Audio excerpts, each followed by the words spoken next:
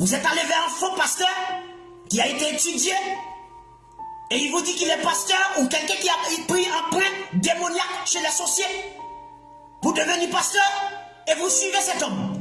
Et il vous transforme en zombie. Il vous transforme en esclave. Il vous transforme en misérable, en pauvre. Parce que vous prenez tout ce que vous avez. Vous donnez à un escroc, un démon, un voleur. Regardez dans toutes les églises traditionnelles. Tous les pasteurs, ce sont eux qui sont les plus riches dans l'assemblée. Jamais vous allez trouver un pasteur misérable. Jamais. C'est pour cela que quand vous êtes à l'étranger, vous prêchez la parole. Les gens du pays, les gens au pays, là, au bled, ces gens vous disent que vous êtes riches. Parce qu'ils pensent que vous prêchez le même évangile que ces escrocs. Pourtant, le plus pauvre de l'assemblée, c'est le pasteur.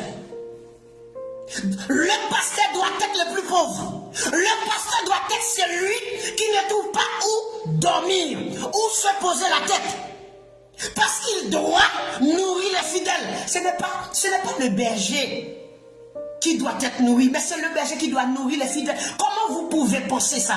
C'est les brebis qui nourrissent le berger. Au lieu que le berger prenne soin des brebis, ce sont les brebis qui prennent soin du berger.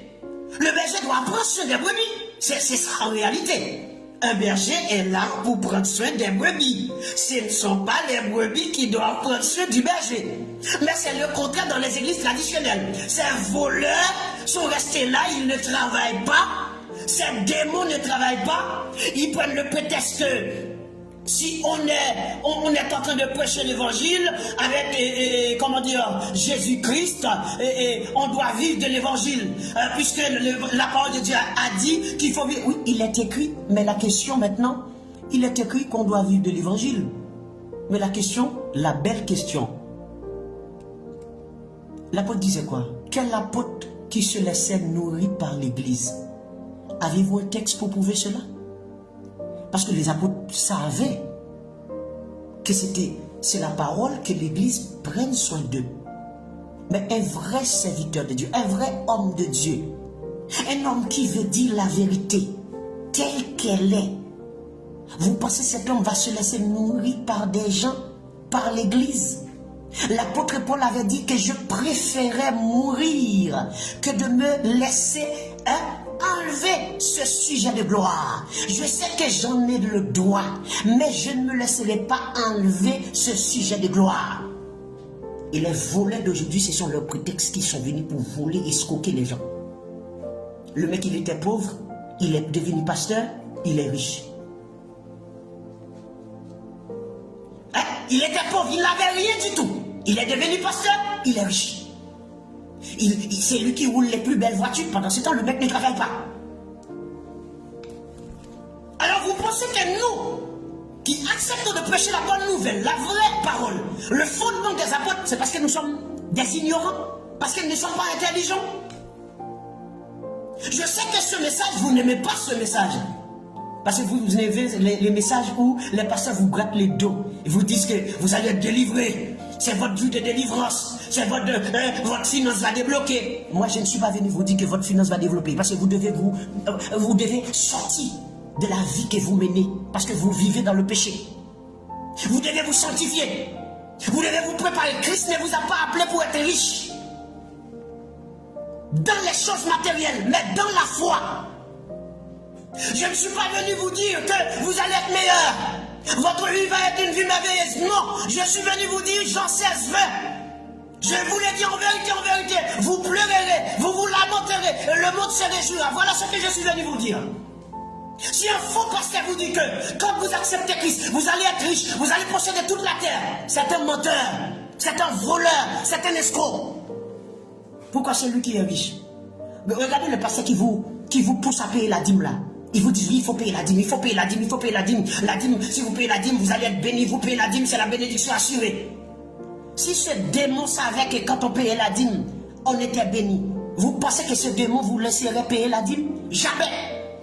Vous les pauvres là, dans les églises traditionnelles, vous pensez que ces escrocs vous laisseront payer la dîme? Si la dîme, quand vous payez ça, vous seriez béni? Alors un pasteur escroc, il sait que quand on paye la dîme, vous allez être béni. Ce n'est pas lui en premier qui allait payer la dîme. Ce volet allait rester là, il ne travaille pas pour que seulement vous lui donnez de l'argent. Donc vous croyez que quand vous payez la dîme, vous êtes béni. Vous êtes des moutons, des zombies. Mais c'est faux. Le mec, il sait que ce n'est pas vrai. Ça n'existe pas. Pour le peuple d'Israël, oui, ça existait. Et la dîme, ce n'était pas de l'argent. Et cela ne sera jamais de l'argent. Un pasteur qui vous dit de payer la dîme, c'est un voleur, un escroc. Si vous entendez un pasteur qui vous dit de payer la dîme, c'est un escroc, un voleur, un bandit évangélique. Et d'ailleurs, dans tous ces pasteurs-là qui demandent de payer la dîme, allez regarder leur vie. C'est des gens qui vivent bien, des belles voitures. Et c'est pour ça que ces gens ont des méga church. Hein, qui sont devenus, ils appellent leurs épouses First Lady. Hein, c'est comme des rois, des présidents. C'est comme ça, ils sont comme ça. Et leurs voitures, c'est des gardes du corps. Ces gens sont obligés d'avoir des gardes du corps tout autour d'eux pour leur conduire. Quel homme de Dieu qui avait les apôtres avaient des gardes du corps? Le mec, il est pasteur, il a un papier, un diplôme. L'église de Jésus-Christ, enfin l'église, pas l'église de Jésus-Christ, mais l'église est déclarée au nom de cet escroc. Mais dans quelle Bible? Les apôtres avaient déclaré l'église de Corinthe. Paul avait déclaré l'église de Corinthe à son nom. Paul avait un diplôme de théologie. Paul appelait les fidèles, mes membres. Or, la Bible a dit, nous sommes le corps de Christ. Donc, nous sommes les membres du corps de Christ. Et l'escroc dit que vous êtes mes membres, mes fidèles. Oh, mon église. Un pasteur qui parle, qui utilise cette phrase en disant mon église, ça ne va pas dans sa tête. Hein?